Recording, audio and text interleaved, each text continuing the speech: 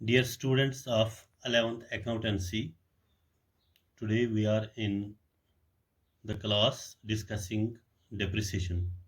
Means our topic is depreciation. We will throw light on the meaning and importance of depreciation today. The decrease in the value of an asset is known as depreciation, or we can say the decrease in the quality, quantity or value of an asset is called depreciation. एक example मैं आपको दूंगा। अगर हमारे पास Maruti Suzuki की गाड़ी है, वो हमने 7 लाख रुपए में खरीदी है और 1 साल के बाद इसका 1 लाख रुपए कम हो जाता है, यानी उसका वैल्यू कम हो जाता है।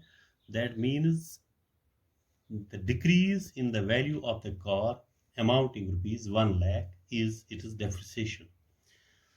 तो डेप्रिसिएशन का जहाँ तक इसकी डेफिनेशन का ताल्लुक है, तो एक मीनिंग हमारे पास है। The word depreciation is derived from A Latin word depretium, where D means decline and pretium means price.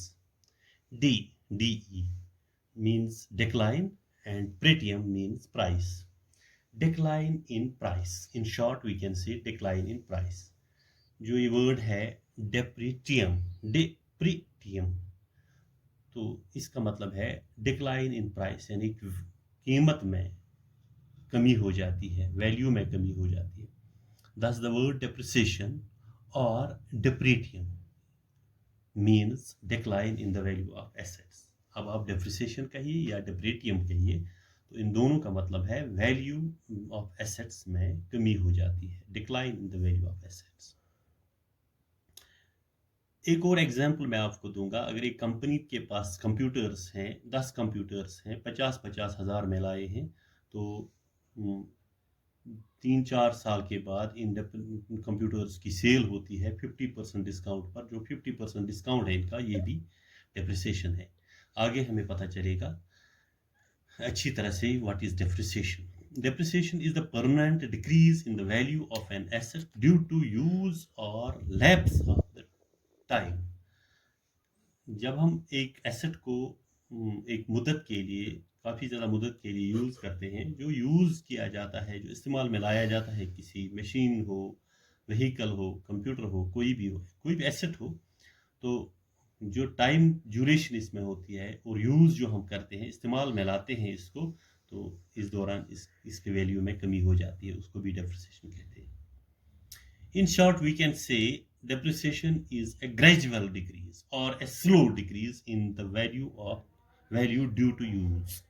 जो एसेट के वैल्यू में यूज़ करने से आराम से आहिस्ता आहिस्ता धीरे धीरे जो हम यूज़ करते हैं, 1 साल लग जाता है, 2 साल, 3 साल, 4 साल के बाद जो वैल्यू में कमी हो जाती है, यानी ग्रेजुअली जो कमी हो जाती है वैल्यू में, उसी को डेप्रिसिएशन कहते हैं।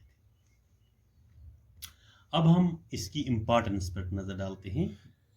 तो जहाँ तक इसकी इम्पोर्टेंस का ताल्लुक है, it plays a very important role in the field of accounting. Depreciation occupies a very important role in accounting. The basic aim of depreciation is to apply the matching principle. इसके कुछ उसूल हैं depreciation के। depreciation यूं ही हम value कम नहीं कर सकते हैं जब तक इसका ट्रू वैल्यू देखा न जाए किसी भी एसेट का। The matching principle creates or generates revenue in accounting period against cost of goods and services.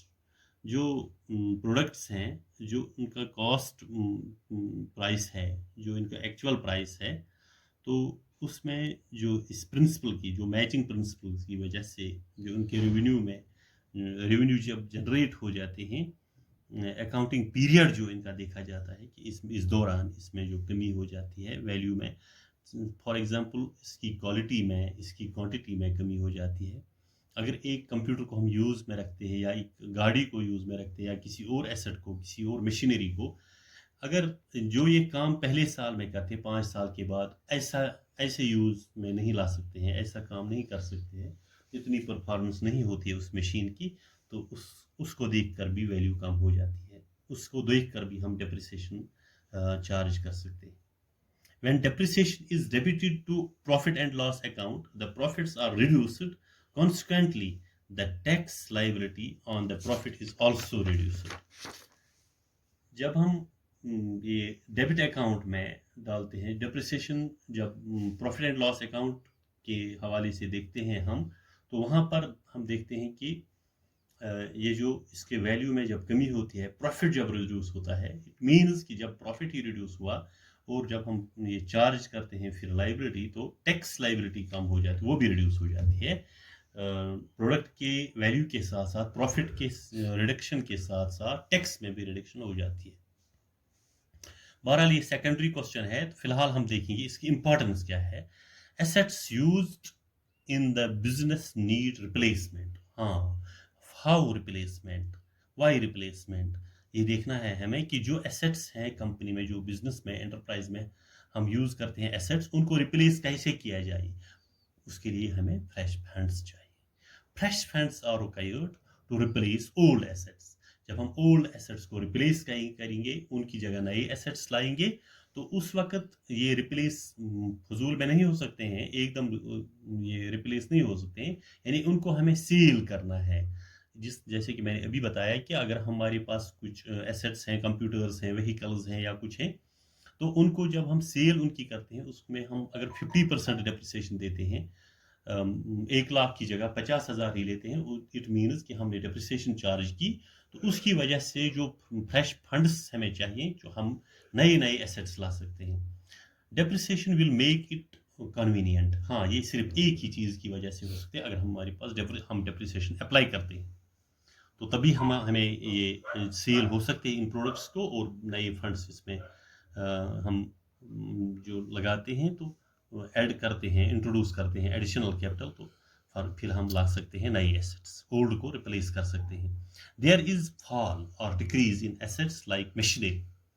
अगर मशीनरी जो है, जी मशीनरी एसेट है, तो इस एसेट में, इसके वैल्यू में फॉल होती है, डिक्रीज होती है। फर्नीचर है, फर्नीचर जो हमारे पास चेयर्स, टेबल्स एक्सेट्रा होते हैं, तो उनके वैल्यू में कमी होती है। व्हीकल जो है, हमारे ट्रांसपोर्ट जो है, ऐसे ट्रांसपोर्ट लाइक आर्टिकल्स, जो इसमें आर्टिकल्स आते हैं, तो उनकी वैल्यू कम हो जाती है, यानी इनके वैल्यू में, इन एसेट्स में फॉल हो जाती है over a period of time, किसी 1 साल, 2 साल, 3 साल के बाद, यानी वक्त गुजरने के साथ साथ फर्नीचर, व्हीकल, कंप्यूटर, मशीनरी, ऐसी एसेट्स जो हैं हमारे पास, उनके वैल्यू में जो कमी होती है, ये इंपॉर्टेंट चीज़ है इसमें। The depreciation of such assets provides funds for purchase of new assets. जब हम ऐसे जो हमारे पास बेकार पड़े होते हैं एसेट्स, जब हम उनकी सेल करते हैं, उनके वैल्यू में कमी करते हैं, तो प्राइसेस कम करते हैं, उनकी सेल हो जाती है, हमें रेवेन्यू बढ़ जाता है, तो हम नए आर्टिकल्स ला जाते हैं, न्यू एसेट्स हम कंपनी के लिए परचेज कर सकते हैं। Depreciation is neither inflow of cash और nor outflow. Cash inflow, cash outflow इसकी वजह से नहीं होता है। If the depreciation is not charged, the net profit of the business would be more than the actual। अगर डेप्रिसिएशन नहीं होगी तो नेट प्रॉफिट बढ़ जाएगा, लेकिन ऐसे नहीं बढ़ जाएगा, डेप्रिसिएशन मस्ट है। By charging depreciation tax liability can be reduced. एक और इम्पॉर्टेंस है इसकी, कि जब हम डेप्रिसिएशन चार्ज करते हैं, तो टैक्स लाइबिलिटी जो हमारी होती है वो कम हो जाती है, हमें ज़्यादा टैक्सेस नहीं भरने पड़ते हैं, तो इस तरह से भी important. With these words, I take leave from you. This is all for today. Thank you.